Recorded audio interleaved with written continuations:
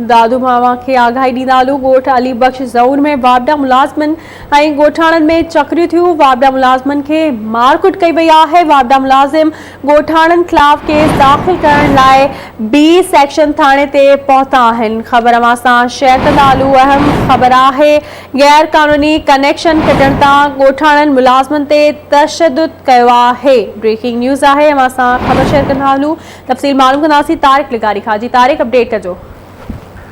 जी, दादू भरिसां ॻोठ अली बख्श ज़ौर में सेप्को अमले पारां जॾहिं बिजली कटण लाइ ॻोठ में पहुता, उते मौजूद जेके ॻोठाणा हुआ उन्हनि पारां सेप्को अमले जो घेराव कयो वियो।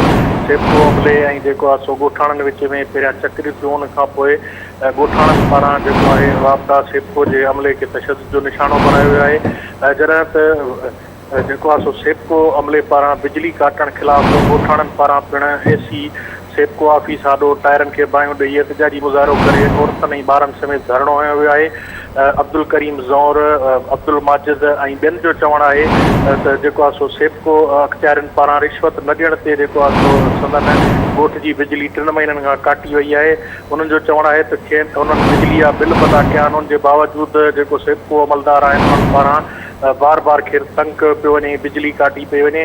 हिननि मुतालबो कयो त सेप्को अमलदारनि ख़िलाफ़ कार्रवाई करे खेनि इंसाफ़ फराहम कयो वञे। ॿिए पासे सेप्को अमलदार पिणु बी सेक्शन थाणे ते पहुता आहिनि ॻोठाणनि ख़िलाफ़ केस दाख़िल करण लाइ।